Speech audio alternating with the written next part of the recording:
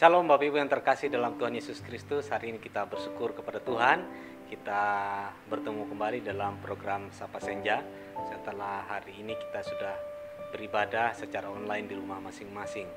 Kita bersyukur kepada Tuhan untuk kasih dan perkenanan Tuhan. Hari ini kita akan belajar satu tema, yaitu Tuhan Gembalaku yang baik. Sebelumnya mari kita membuka firman Tuhan di dalam Mazmur pasal 23 ayatnya yang pertama.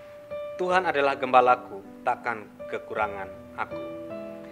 Bapak Ibu yang terkasih dalam Tuhan Yesus Kristus, ayat ini adalah ayat yang dituliskan oleh Raja Daud. Kita tahu sendiri bahwa salah satu penulis dari kitab Mazmur adalah Raja Daud.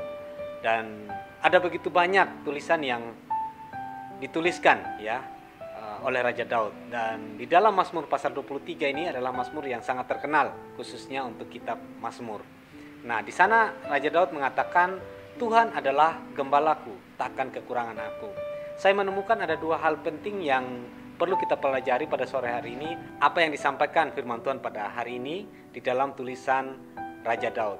Yang pertama di sana adalah Tuhan adalah gembalaku.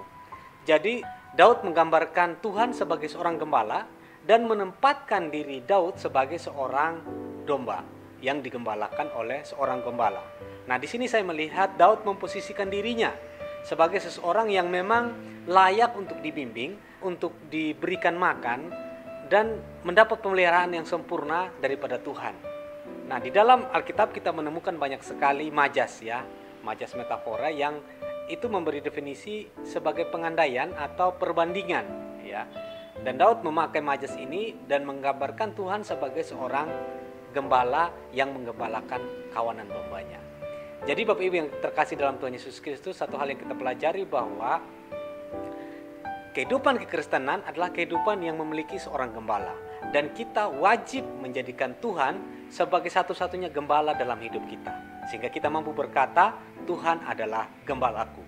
Kalau kita melihat secara umum, sebenarnya di dalam perjanjian lama kita menemukan berbagai ayat yang bahkan Tuhan sendiri yang mengatakan dia adalah seorang gembala. Di dalam Mazmur pasal yang ke-28 ayat yang ke-9, di sana firman Tuhan mengatakan, selamatkanlah kiranya umatmu dan berkatilah milikmu sendiri, gembalakanlah mereka dan dukunglah mereka untuk selama-lamanya. Kalau ini kita mau lihat lebih jauh di dalam perjanjian baru, di sana dikatakan di dalam Yohanes pasal 10 ayat 11, akulah gembala yang baik memberikan nyawanya bagi domba-dombanya. Ini adalah perkataan Tuhan Yesus Kristus kepada para murid. Dia mengatakan, akulah gembala yang baik. Dan gembala yang baik memberikan nyawa bagi domba-dombanya. Ini luar biasa sekali Jadi sebenarnya bukan hanya ekspresi Raja Daud menjadikan Tuhan sebagai gembala, tetapi Tuhan sendiri yang mengatakan bahwa Tuhan adalah gembala yang baik. Kita bersyukur memiliki Allah yang menjadikan dirinya seperti seorang gembala yang memelihara umatnya.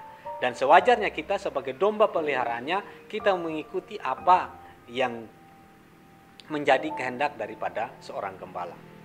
Itu yang pertama. Hal kedua yang kita pelajari dari ayat ini adalah ada di bagian B, yaitu takkan kekurangan aku. Ayat 1 mengatakan Tuhan adalah gembalaku, takkan kekurangan aku. Di bagian B di sana katakan takkan kekurangan aku. Ketika Daud menjadikan Tuhan sebagai gembala, maka Daud tidak akan mengalami apa yang disebut dengan kekurangan. Atau dengan kata lain, ketika Daud menjadikan Tuhan sebagai gembala, maka berkat pertama yang dia dapatkan adalah takkan kekurangan aku.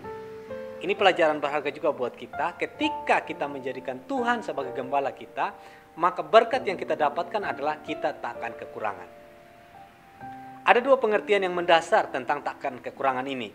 Kalau kita membaca di dalam 3 Yohanes 1 ayat yang kedua di sana dikatakan, saudaraku yang kekasih, aku berdoa semoga engkau baik-baik dan sehat-sehat saja dalam segala sesuatu, sama seperti jiwamu baik-baik saja.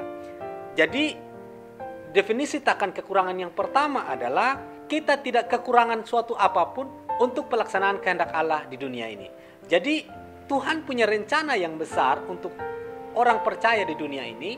Nah, ketika Tuhan punya rencana yang besar, maka Tuhan juga yang akan melengkapi orang percaya untuk melaksanakan kehendaknya. Jadi ketika Tuhan mengatakan takkan kekurangan, maka sebenarnya kekurangan dalam hal apa? Yaitu berbagai hal yang memang Tuhan persiapkan ya untuk melakukan kehendak Allah di dunia ini. Ya. Kalau di dalam 3 Yohanes tadi kita menemukan bahwa aku berdoa semoga engkau baik-baik saja dan sehat-sehat saja.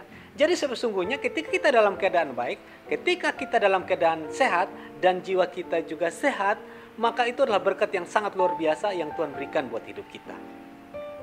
Itu yang pertama. Yang kedua adalah ada di dalam Filipi pasal 4 ayat 11 sampai 13. Di sana Rasul Paulus menuliskan demikian. Kukatakan ini bukanlah karena kekurangan, sebab aku telah belajar mencukupkan diri dalam segala keadaan. Aku tahu apa itu kekurangan dan aku tahu apa itu kelimpahan. Dalam segala hal dan dalam segala perkara, tidak ada sesuatu yang merupakan rahasia bagiku, baik dalam hal kenyang maupun dalam hal kelaparan, baik dalam hal kelimpahan maupun dalam hal kekurangan. Segala perkara dapat kutanggung di dalam Dia yang memberi kekuatan kepadaku. Bapak Ibu yang terkasih dalam Tuhan Yesus Kristus, ketika kita mengatakan takkan kekurangan apapun, berarti kita menjadikan Tuhan sebagai satu-satunya sang pemberi kekuatan. Sesungguhnya ketika seseorang sudah percaya kepada Tuhan dan menjadikan Tuhan sebagai gembala, maka tidak ada kekhawatiran sedikit pun soal-soal penghidupannya. Karena apa? Karena ketika orang sudah percaya kepada Tuhan, maka dia pasti akan bekerja. Dan dengan hasil pekerjaannya itulah dia mencukupi segala kebutuhan dirinya. Seperti apa yang disampaikan oleh Rasul Paulus tadi, bahwa aku tahu apa itu kelimpahan dan aku tahu apa itu kekurangan. Dan dia sudah belajar untuk mencukupkan diri. Ya, persoalan besar kita kekurangan adalah karena kita tidak mencukupkan diri. Ya, selama seseorang bisa mencukupkan diri dengan apa yang ada padanya, maka orang tersebut pasti tidak akan kekurangan. Dan yang pasti hidup benar di dalam Tuhan. Jadi Bapak Ibu yang terkasih, dua hal yang kita pelajari pada sore hari ini adalah bahwa Tuhan adalah gembala, dan ketika kita menjadikan Tuhan sebagai gembala, maka kita tidak akan kekurangan.